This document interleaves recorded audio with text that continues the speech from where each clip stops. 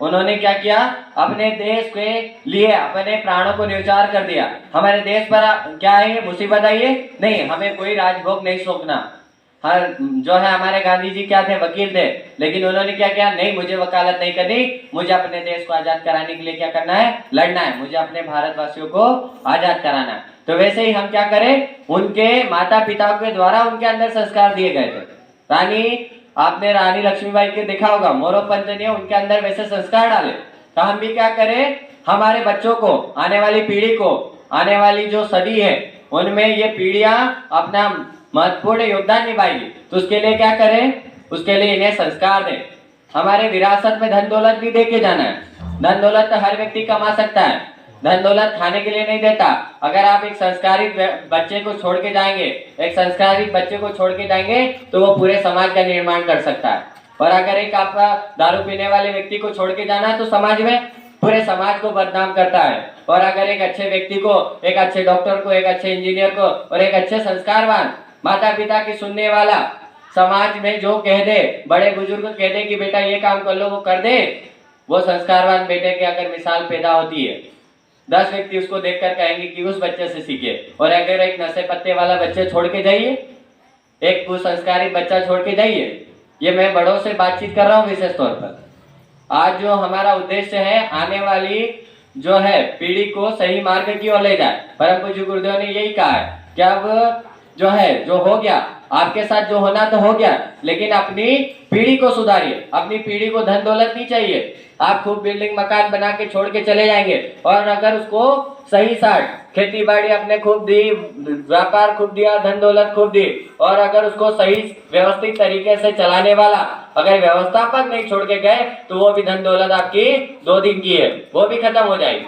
तो इसके लिए क्या करें, अपने बच्चों को संस्कार दे। अब संस्कार में भैया क्या दे, आप भले कहते हैं कि जो बीत गया उसे भूल जाए और आप वर्तमान से, आज से लग जाए। अब क्या करना है, अब अपने बच्चे को, हमने सुना है, हमारे गांव में जाते हैं, सुनते हैं कि भैया हमारा बालक तो हमारी सुनता नहीं, हमारा सामना बोला। तो ये हमारे कर्मों के कारण, हमारे कार्यों के कारण और हमारे गलत संस्कारों के कारण ऐसा हो रहा है। बच्चे कहीं गलत कहीं से सीख के नहीं आते। आपने देखा होगा कि परिवार में गाली बकवास बच्चे करने लग जाते हैं। वो कहाँ से सीख के आते हैं, हमारी मातृ शक्ति से। घर में अगर सास बहू की लड़ाई हो रही है, घर में भाई भाई की लड़ाई हो रही है, घर में दादा और पिताजी की लड़ाई हो रही है, तो बच्चे वहां से सीख कर आते हैं। तो सबसे पहले क्या करें, अपने बच्चों को अपशब्द से बचाना है तो अपने घर में लड़ाइयाँ रोके। अपने घर में क्या करें, अपशब्दों को रोके। अगर आपको क्रोध है ना, क्रोध आ रहा है, गुस्सा आ रहा है, घर में ऐसी व्यवस्था बन जाए तो एक व्यक्ति ने गर्म है तो दूसरा व्यक्ति ठंडा बन जाए। उससे क्या होगा, आपकी लड़ाई थम जाएगी। और उससे क्या होगा, उसका सबसे ज्यादा असर जो है आपके बच्चों पर पड़ेगा। क्योंकि अगर एक व्यक्ति चुप रह जाता है और जिसका क्रोध है पूरा शांत हो जाएगा, है ना। जब सामने बोल दिया जाता है तब लड़ाई घर में बढ़ती है। तो उससे क्या होगा, लड़ाई झगड़े से जो शब्द उत्पन्न होते हैं, क्योंकि गुस्से में कई सारे शब्द ऐसे बोल दिए जाते हैं जिसका क्या होता है, हमारे बच्चों पर फर्क पड़ता है। हमारे बच्चे वैसे सीखने लग जाते हैं। गाली बकवास के बच्चे बाहर से सीख के नहीं आते, ये आपकी गलत धारणा है। आप जो सोच रहे हो ना कि हमारे बच्चे कहीं बाहर से सीख के आते गाली बकवास, वो गलत है। गलत बाहर से संस्कृति सीख के आ रहे नहीं, वो आपके घर से सीख रहे हैं, आपसे स्वयं से सीख रहे हैं, अपने माता पिता से सीख रहे हैं। तो इसके लिए सबसे पहले क्या करें, अपने अपशब्दों को रोकें। ज्यादा से ज्यादा अपने अच्छे मधुर ध्वनि, मधुर शब्दों का उपयोग करें। कहा जाता है वाणी में इतना दम होता है कि सामने वाले को आकर्षित भी कर सकती है और सामने वाले को रुला भी सकती है, उसके अंदर अपने लिए कटुता भी पैदा कर सकती है। आपने देखा होगा कि महाभारत, मुझे बताना, आप सब खूब महाभारत देख रहे हो, आजकल टीवी में खूब चलती है महाभारत, रामायण भी खूब चलती है। मुझे बताना कि महाभारत किस लिए हुई थी।